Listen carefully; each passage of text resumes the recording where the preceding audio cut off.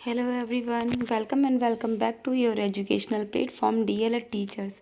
I hope आप सभी अच्छे होंगे और अच्छे से अपनी पढ़ाई कर रहे होंगे।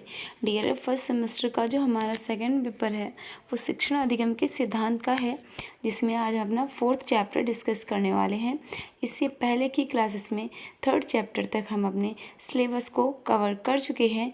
अगर आपने प्रीवियस क्लासेस को नहीं देखा है तो चैनल पर विज़िट कीजिए और आपके लिए हमने ऑल सब्जेक्ट की प्लेलिस्ट को बना के रखा है। तो अगर आप चैनल पर विज़िट करके प्लेलिस्ट को जब खोलेंगे तो वहाँ पर आपको क्या मिलेगा, चैप्टर वाइज सारे नोट्स प्रोवाइड करवाए गए हैं। आपको क्लासेस को ढूंढने में किसी भी प्रकार की कोई परेशानी नहीं आएगी। तो देर मत कीजिए क्योंकि अब टाइम बहुत ही कम बचा है आपके एग्ज़ाम्स में। तो नोट्स बनाते चलिए एंड रेगुलरली पढ़ते चलिए। अब ज़्यादा जो है लापरवाही अच्छी बात नहीं है, ठीक है। तो चलिए टाइम को वेस्ट ना करते हुए स्टार्ट करते हैं हमारी आज की क्लास को, जिसमें हम पढ़ेंगे शिक्षण के सूत्र, मैक्सिम्स ऑफ टीचिंग, ठीक है। चलिए देखते हैं क्या है। एक सफल शिक्षण का अर्थ है ऐसा शिक्षण जिसमें छात्रों के लिए जो विषय वस्तु पढ़ाई जा रही हो उसे भी भली भांति ग्रहण कर सकें। क्या है सफल शिक्षण? वही है जब आप जो बच्चे को पढ़ा रहे हो, मान लीजिए आप कोई टॉपिक पढ़ा रहे हो और उस टॉपिक को बच्चा ऑब्जर्व कर रहा है, समझ रहा है, ठीक है। क्या हो रहा है, उस टॉपिक को बच्चा अच्छे से समझ रहा है, ऑब्जर्व कर रहा है उस चीज़ को बहुत अच्छे से, तो क्या हो जाएगा वो, तो वही चीज़ तो वो चीज़ जो है सफल शिक्षण के अंतर्गत आएगी। अब मान लीजिए आपने कुछ पढ़ा दिया बच्चे को, ठीक, उसको समझ में नहीं आया, तो आपके पढ़ाने का क्या फ़ायदा रहा?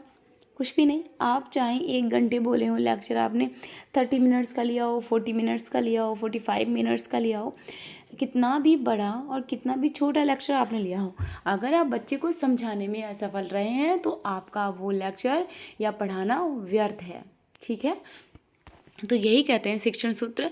क्या है एक सफल शिक्षण सूत्र का, एक सफल शिक्षण का अर्थ ही यही है कि आप जो पढ़ा रहे हो बच्चा उसको समझ सके, ग्रहण कर सके, ठीक है। सीखने के साथ साथ आगे बढ़ने को पृष्ठ पोषण भी मिलता रहे, ठीक है। इस प्रक्रिया हेतु शिक्षा के चिंतकों तथा दार्शनिकों ने कुछ सूत्रों का प्रतिपादन किया जिन्हें हम शिक्षण सूत्र कहते हैं। क्या कहते हैं? शिक्षण सूत्र कहते हैं। देखिएगा क्या है, बच्चों को आप पढ़ा रहे हो, साथ साथ प्रतिपुष्टि दे रहे हो, यानी कि फीडबैक दे रहे हो। हाँ बेटा, जैसे कि बच्चे ने, कोई बच्चा घबरा रहा है मान लीजिए, लेकिन उसने प्रयास किया, उसने ट्राई किया एक बार कि हाँ मैं चलो एक बार आंसर देने की कोशिश करती हूँ या करता हूँ, ठीक है। तो क्या हुआ, जब उस बच्चे ने, मान लीजिए बहुत शाय था बच्चा, बहुत शर्मीला बच्चा था, तो उसने बोला, आधा आंसर वो बोल पाया और फिर उसको फिर से अपने जो भी था, डर रहा था, शाइनेस थी, ठीक है, जो भी था, वो बच्चा चुप हो गया। तो आपने पीछे से क्या बोला, हाँ बेटा शाबाश, बहुत अच्छी, वेरी गुड, और बोलो और बोलो। ये होती है प्रतिपुष्टि, यानी कि क्या बोलते हैं, हाँ पृष्ठ पोषण, इसको बोलते हैं पृष्ठ पोषण मिलना, ठीक है। आप पृष्ठ पोषण करते रहो बच्चे को, थोड़ा सा उसको ना इनकरेज करते रहो कि हाँ तुमने जो किया है बहुत अच्छा कर रहे हो और बोलने की कोशिश करो, ठीक है।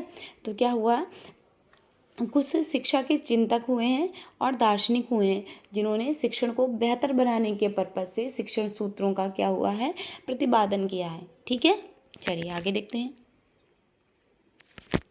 देखिएगा, शिक्षण के सूत्रों के माध्यम से कक्षा अध्यापन में सरलता समरसता का संचार होता है। क्या होता है, देखिए, शिक्षण सूत्रों के माध्यम से कक्षा अध्यापन में सरलता समरसता का संचार होता है। क्या होता है, सरलता और समरसता का संचार, यानी कि चीज़ें सरल हो जाती हैं, रोचक हो जाती हैं, ठीक है। अतः एक कुशल अध्यापक को सभी शिक्षण सूत्रों का सम्यक ज्ञान होना अति आवश्यक है, ठीक है। एक सफल अध्यापक को यह भी ज्ञात होना चाहिए कि कौन से शिक्षण सूत्र का कहाँ पर यूज़ करना है। देखिएगा क्या था, एक बार दिखा रही हूँ आपको, देखिए सफल शिक्षण क्या है।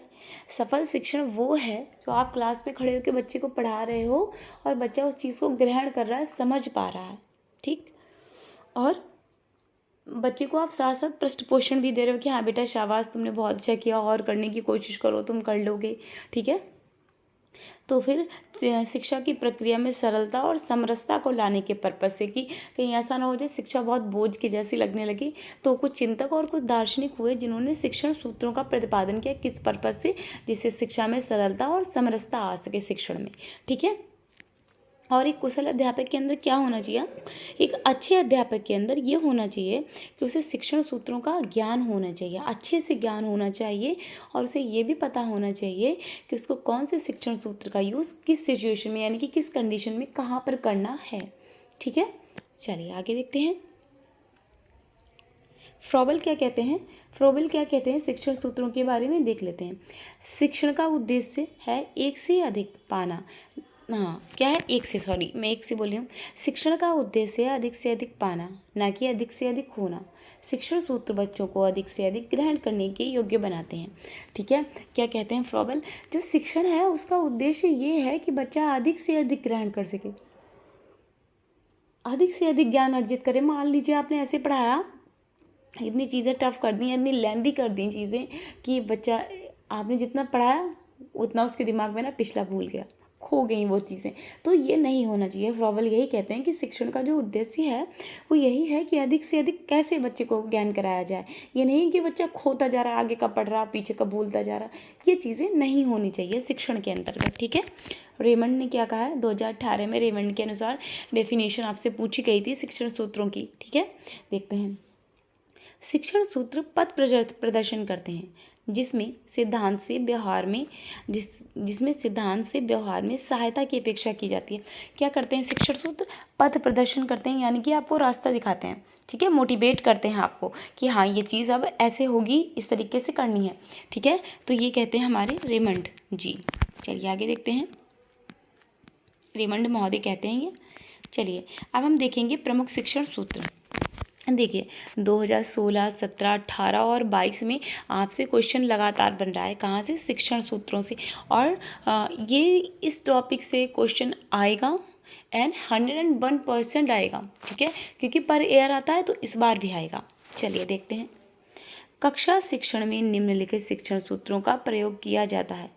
ये सूत्र सार्वभौमिक रूप से स्वीकृत तथा विश्वसनीय होते हैं। क्या है, कक्षा शिक्षण में निम्नलिखित शिक्षण सूत्रों का प्रयोग किया जाता है। कौन कौन से निम्नलिखित, जो भी मैं आपको आगे नाम बताऊंगी। और ये कैसे होते हैं, वेट अ मिनट, हाँ ये कैसे होते हैं, सार्वभौमिक होते हैं और स्वीकृत होते हैं। ठीक है। और सार्वभौमिक रूप से स्वीकृत होते हैं, यानी कि सब जगह स्वीकृत किए जाते हैं, एक्सेप्ट किया जाता है इनको। और ये क्या होता है, इन पर बिलीव कर सकते हैं। ठीक है। चलिए देखते हैं। देखिए शिक्षण सूत्र हमारे कौन कौन से हैं, सरल से जटिल की ओर, ज्ञात से अज्ञात की ओर, स्थूल से सूक्ष्म की ओर, अनिश्चित से निश्चित की ओर, पूर्ण से अंश की ओर, प्रत्यक्ष से अप्रत्यक्ष की ओर, विशिष्ट से सामान्य की ओर, विश्लेषण से संश्लेषण की ओर, प्रकृति का अनुसरण।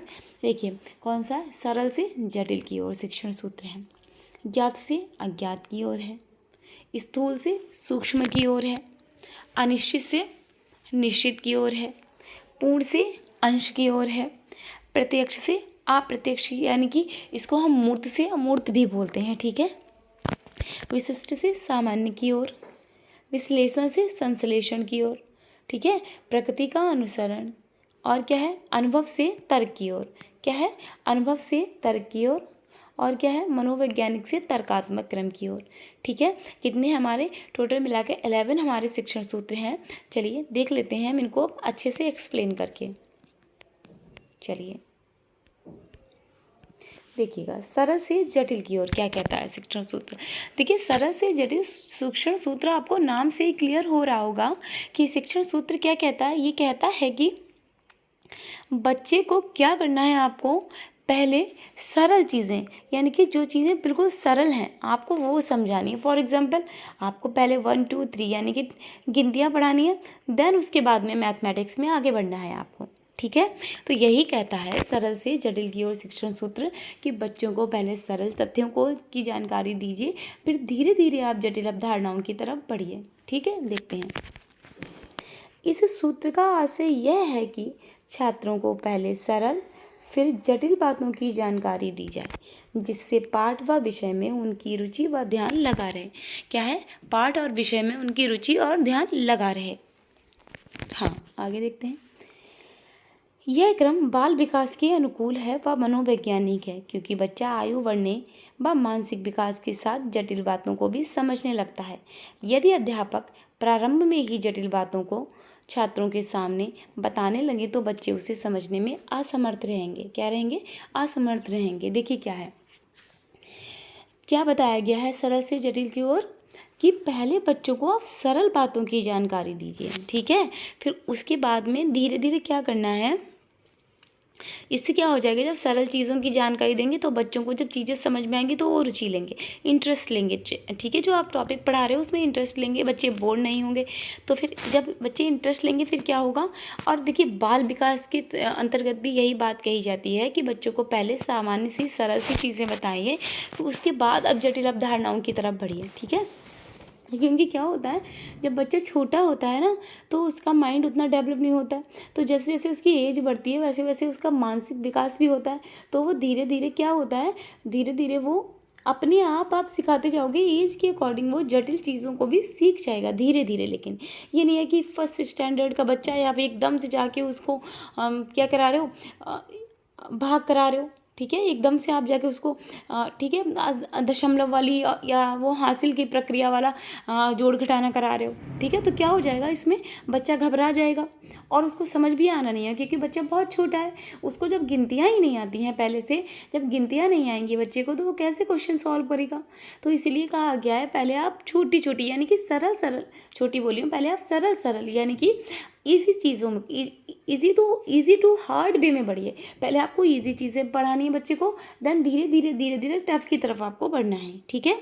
देखते हैं आगे, इसका उदाहरण देख लेते हैं। देखिएगा, हासिल के जोड़ व घटाना सिखाने से पहले बच्चों को गिनती व साधारण जोड़ घटाना सिखाना चाहिए। देखिए यही मैंने आपको बताया था ना कि पहले आपको बच्चे को गिनतियाँ, सबसे फर्स्ट ऑफ ऑल आपको बच्चे को गिनतियाँ सिखानी है।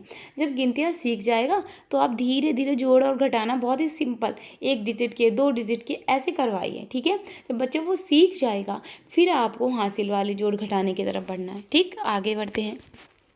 देखिएगा, ज्ञात से अज्ञात की ओर। अब ज्ञात से अज्ञात की ओर शिक्षण सूत्र क्या कह रहा है, आपको कहीं से लग रहा है कि ये चीज़ें आपको रटने की जरूरत पड़ेगी। जी नहीं, बिल्कुल भी नहीं पड़ेगी, मैं गारंटी लेती हूँ इस बात की। लेकिन मैं उसी बच्चे की गारंटी ले पाऊँगी जो बच्चा आके क्लासेस लेगा, ठीक। तो इसीलिए बोली हूँ बार बार कि क्लासेस लेते चलिए भाई, इसमें आपका है, इसमें आपका फ़ायदा है, मुझे इसमें 0% भी फ़ायदा नहीं हो रहा है, ठीक है। क्योंकि मैं बस इतना चाह रही हूँ मेरे चैनल से जितना भी बच्चा पढ़ रहा है, 1 पढ़ रहा, 2 पढ़ रहा, 1 बच्चा भी पढ़ रहा है, अगर मैं ये नहीं चाहूँगी कि उस बच्चे की परसेंटेज कम हो जाए या उसकी कहीं से भी बैक लगे, ठीक। तो चलिए देखते हैं। इस सूत्र के अनुसार शिक्षक को बालकों को पहले वे बातें बतानी चाहिए जिन्हें वह जानता है, फिर उसे उस विषय वस्तु पर आना चाहिए जिन्हें वह नहीं जानता, क्योंकि नवीन तथ्य बच्चों के लिए कठिन होते हैं। देखिए क्या कह रहा है, पहले आपको बच्चे को वो बातें बतानी है जो बातें बच्चों को पता है, उसके नॉलेज में पहले से ही जो बातें हैं, ठीक है, वो बताइए। फिर क्या करना है, फिर आपको उस विषय वस्तु पर आना है, नवीन तथ्यों पर आना है जिनको बच्चा नहीं जानता है, ठीक। चलिए, तो क्या करना है, अतः शिक्षक को पढ़ाने से पूर्व छात्रों का पूर्व ज्ञान जान लेना चाहिए, ठीक है। इसीलिए क्या कहा गया है, पढ़ाने से पहले बच्चे के पूर्व ज्ञान के बारे में जान लीजिए कि बच्चे को क्या आता है क्या नहीं आता है, फिर जो चीज़ें आती हैं उनसे कनेक्ट करके पढ़ाइए। ये कहता है हमारा ज्ञात से अज्ञात शिक्षण सूत्र। अब देखिए इसके एग्जाम्पल देख लेते हैं क्या है। देखिएगा, गणित में पहाड़ा सिखाने के लिए पहले गिनती का ज्ञान होना चाहिए, तभी वह सुगमता से पहाड़ा सीख सकेंगे। कौन? बच्चे। पहले क्या है, पहाड़ा सिखाने से के पहले आपको गिनतियाँ सिखानी है। जब गिनतियाँ आएंगी तो बच्चे पहाड़े सीख जाएंगे, ठीक है। चलिए आगे देखते हैं। स्थूल से सूक्ष्म की ओर क्या कहता है शिक्षण सूत्र।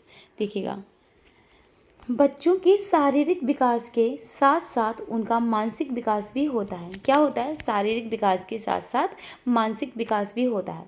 शैशवावस्था में जब सूक्ष्म यानी कि अमूर्त ठीक है, जो चीज़ें अमूर्त हैं, देखी नहीं जा सकती, वस्तुओं के बारे में नहीं जानता, परंतु स्थूल यानी कि मूर्त पदार्थों को सरलता से जान लेता है। आयु बढ़ने के साथ साथ उसमें सूक्ष्म भावों, तथ्यों, वस्तुओं को समझने की क्षमता का विकास हो जाता है। अतः शिक्षक को छोटे बच्चों को पढ़ाते समय प्रारंभ में केवल मूर्त वस्तुओं का ही प्रयोग करना चाहिए और उनकी सहायता से सूक्ष्म बातों को बताना चाहिए। देखिएगा, स्थूल से सूक्ष्म की ओर, स्थूल से सूक्ष्म जो होता है वो मूर्त से अमूर्त भी होता है। तो क्या कहता है ये शिक्षण सूत्र? ये शिक्षण सूत्र कहता है कि जब आप बच्चे को पढ़ाना स्टार्ट करोगे, पहले आप उन चीज़ों से स्टार्ट करोगे जिनको बच्चा देख सकता है, फिर धीरे धीरे आप अमूर्त की तरफ यानी कि सूक्ष्म चीज़ों की तरफ बढ़ोगे। ठीक है, यही कहता है। क्या कहता है? बच्चे के शारीरिक विकास के साथ साथ उसका मानसिक विकास भी होता है। जी, जैसे जैसे बच्चा बड़ा होता जाएगा, उसकी बॉडी का साइज बढ़ेगा, विकास होगा, वृद्धि होगी, जैसे वैसे ही मस्तिष्क का भी तो विकास होगा। शारीरिक विकास के साथ साथ मस्तिष्क का भी विकास होगा।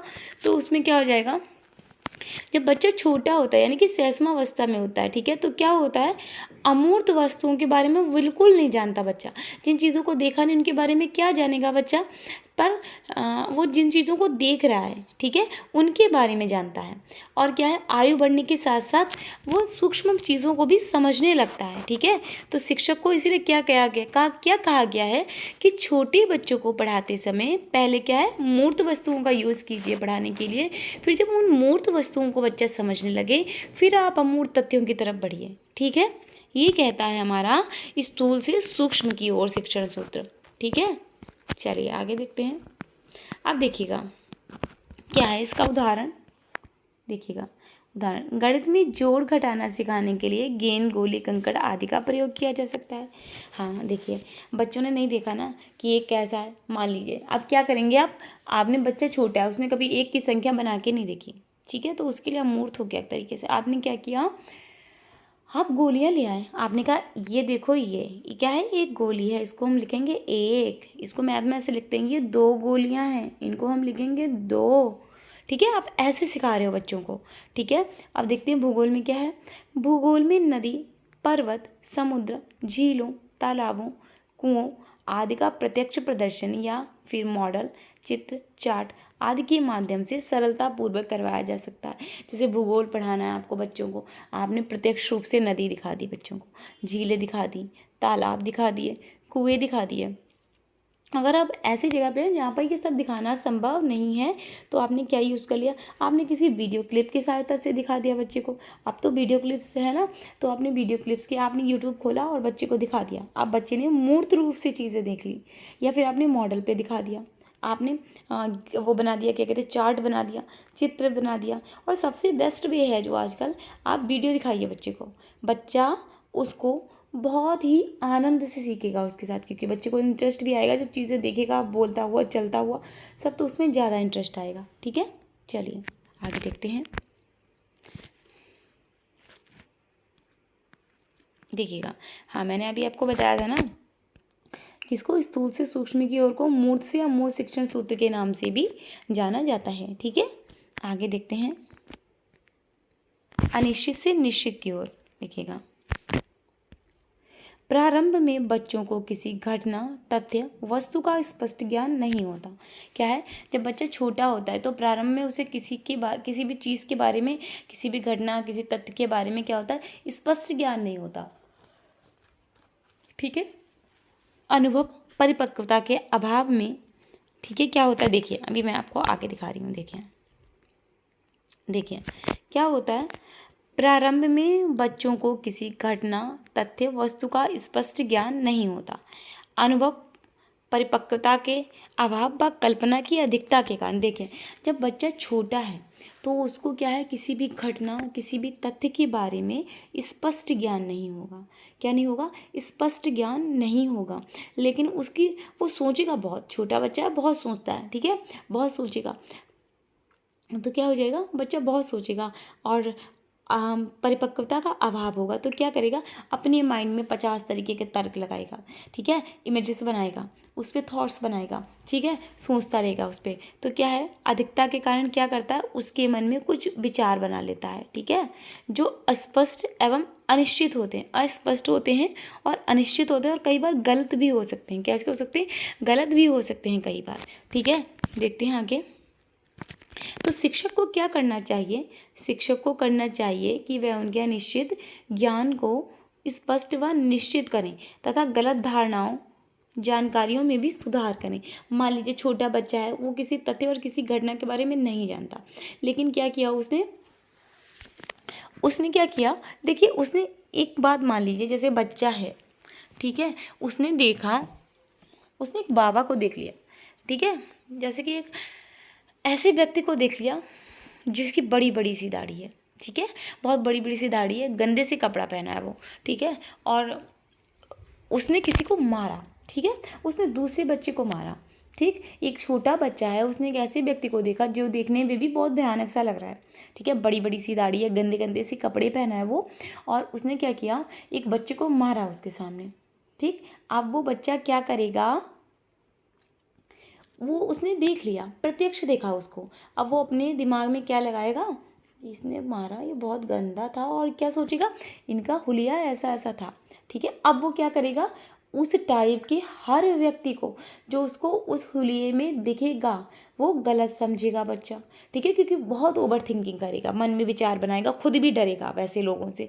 ठीक है। लेकिन अब मान लीजिए, अब उसने उसी कंडीशन किसी दूसरे गरीब व्यक्ति को देखा कि जिसके पास इतना धन नहीं है कि वो अच्छे कपड़े पहन सके और साफ़ सुथरा बहुत अच्छा रह सके, ठीक है, तो एक, लेकिन वो व्यक्ति शरीफ था, उसने देखा दोबारा जिसको, लेकिन उस बच्चे के दिमाग में क्या था, उसने तो एक ऐसे ही व्यक्ति को दूसरे बच्चे को मारते हुए देखा था, तो वो बच्चा वही मेंटेलिटी लगाएगा, क्या लगाएगा कि ये भी वैसा ही दिख रहा है, ये भी बच्चों को मारता होगा, मुझे इससे भी डरना चाहिए। तो अब यहाँ पर क्या काम हो जाता है पेरेंट्स का और टीचर का, कि अगर बच्चे के बारे में आपको ये बात पता है तो आपको ये समझाना है कि बेटा वो व्यक्ति गंदा था, लेकिन ये जो है इनके पास इतने पैसे नहीं हैं, इतने रुपए नहीं हैं जो ये खुद को इतना मेंटेन रख पाएँ हमारी तरह, तो इनसे डरना नहीं है, ये बहुत अच्छे व्यक्ति हैं। सॉरी। तो आपको यही समझाना है कि ये व्यक्ति खराब नहीं है। तो उसके मस्तिष्क में जो चीज़ें गलत हो गई थी, विचार अस्पष्ट विचार थे, उनको क्या करना है, हमें सही वे में लेके जाना है, स्पष्ट रूप से उनको सही करना है, ठीक है। यही क्या कहता है, अनिश्चित से निश्चित की ओर शिक्षण सिद्धांत ये बात कहता है। चलिए उदाहरण देख लेते हैं। देखिए, बच्चों को पहले अज्ञात जानवरों के बारे में बताना, फिर धीरे धीरे उन्हें विभिन्न जानवरों के नाम, उनकी विशेषताओं और उनके रहने के स्थानों के बारे में बताना, ठीक है। क्या है, पहले बच्चों को क्या बताना है कि जो बच्चों ने जानवर देखे नहीं हैं, जो जानवर बच्चों ने देखे नहीं हैं, सबसे पहले आपको उनके बारे में बताना है बच्चों को, ठीक है। अब जब बच्चे धीरे धीरे उनकी विभिन्न बातों के बारे में जान जाएंगे, तो बच्चों को जानवरों के नाम बताइए, उनकी विशेषताएं बताइए, उनके रहने की जगह बताइए, ठीक है। चलिए आगे देखते हैं। पूर्ण से अंश की ओर शिक्षण सूत्र क्या कहता है। देखिएगा, 2018 और 2019 में आपसे क्वेश्चन पूछा गया है, ठीक है। पूर्ण से अंश की ओर, इस सूत्र का आधार गेस्टाल्टवादी है, अभियवीवाद है। गेस्टाल्ट मनोवैज्ञानिकों के अनुसार हम किसी वस्तु को उसके पूर्ण रूप में नहीं देखते हैं। क्या है, इस सूत्र का आधार क्या है, गेस्टाल्टवाद है। और गेस्टाल्टवादी क्या कहते हैं कि किसी भी चीज़ को, किसी भी वस्तु को उसके पूर्ण रूप में देखते हैं। क्या है, हम किसी भी वस्तु को उसके पूर्ण रूप में ही देखते हैं, ठीक है। बालक के सामने कोई वस्तु आने पर वह सर्वप्रथम पूर्ण वस्तु को ही देखता है, जानता है व समझता है, उसके विभिन्न अंशों को नहीं। शिक्षक को इस पूर्व ज्ञान से लाभ उठाकर उसे वृक्ष के अंग, जड़, तना, डाली, पत्ती, फल फूल आदि के बारे में जानकारी क्या करना चाहिए, देना चाहिए। अब देखिए क्या है, देखिए पूर्ण से अंश की ओर, जी हाँ, ये शिक्षण सूत्र क्या है, गेस्टाल्टवादी के अनुसार है। इसका आधार जो है गेस्टाल्टवाद है। और जो गेस्टाल्टवादी मनोवैज्ञानिक हैं वो क्या मानते हैं, वो ये मानते थे कि हम किसी भी चीज़ को देखेंगे तो सबसे पहले उसको पूर्ण रूप में देखेंगे। मान लीजिए आपने एक रेफ्रिजरेटर देखा, तो सबसे पहले क्या आप देखोगे उसमें मोटर कहाँ पर है। मतलब मान लीजिए जो भी चीज़ें लगती हैं, जो भी उसमें इलेक्ट्रॉनिक चीज़ें यूज़ हो रही हैं, आप उसके पार्ट्स निकाल के देखोगे सबसे पहले नहीं, या आप पूरा रेफ्रिजरेटर देखोगे। सिंपल है, आप पहले पूरे रेफ्रिजरेटर पे ही ध्यान जाएगा। अब क्या हुआ, आपने समझ लिया कि हाँ ये एक वस्तु है जिसका नाम रेफ्रिजरेटर है और ये क्या काम करता है, चीज़ों को ठंडा रखने का काम करता है और चीज़ों को सड़ने से बचाता है। इससे क्या है, हम जब सब्जियां और भी चीज़ें जो हैं इसमें रखते हैं तो वो ताज़ी बनी रहती हैं। आपने समझ लिया। अब क्या है, धीरे धीरे आप उसके चीज़ों को समझाओगे, अरे इसमें ये चीज़ें हैं जिसकी वजह से ये ठंडा होता है, इसको बनाया गया है जिसकी वजह से ये ऐसे वर्क कर रहा है, ठीक है। लेकिन सबसे पहले क्या किया आपने, सबसे पहले आपने एक पूरा उसको रेफ्रिजरेटर को देखा, देन आपका ध्यान जब उधर लगाया गया तब आपको पता चला कि हाँ इसमें पार्ट्स मिलकर ये एक पूरा सिस्टम तैयार हुआ है, ये पूरा फ्रिज तैयार हुआ है, ठीक है। देखते हैं, आगे देखते हैं, देखिएगा एग्जाम्पल्स देख लेते हैं। भूगोल में पहले भारत का मानचित्र दिखाकर फिर राज्यों का ज्ञान कराना। देखिएगा, अगर आप भारत पढ़ा रहे हो, आप सबसे पहले क्या दिखाओगे, भारत का मानचित्र दिखाओगे। उसके बाद आप बताओगे कि इतने स्टेट्स हैं और इनके नाम ये हैं, ठीक है। अब क्या है, कंप्यूटर का ज्ञान कराने के लिए पहले कंप्यूटर व फिर उसके भाग जैसे monitor, keyboard, CPU, mouse, printer का ज्ञान कराया जाए, ठीक है। देखिए, आप कंप्यूटर पढ़ा रहे हो, सबसे पहले क्या किया, पूरे कंप्यूटर को देखा बच्चे ने, ठीक। अब उसके बाद आप बताओगे बेटा ये देखो मॉनिटर है, ठीक है, ये देखो कीबोर्ड है, इसकी मदद से हम जो है कंप्यूटर को यूज़ करते हैं, इसमें बटन्स होते हैं। सीपीयू है, ये माउस है, ये प्रिंटर है, चीज़ों को प्रिंट करने का काम करता है। ये देखो माउस है, इसकी सहायता से हम कर्सर को इधर उधर ले जाते हैं, स्क्रीन पर कर्सर को घुमाते हैं हम इसकी सहायता से, ठीक है। और ये जो प्रिंटर है ये चीज़ों को प्रिंट करने का काम करता है, ठीक है। आप ऐसे बच्चे को धीरे धीरे समझाओगे। तो फ्रेंड्स, कैसी लगी आपको आज की क्लास, मुझे कमेंट में बताइएगा।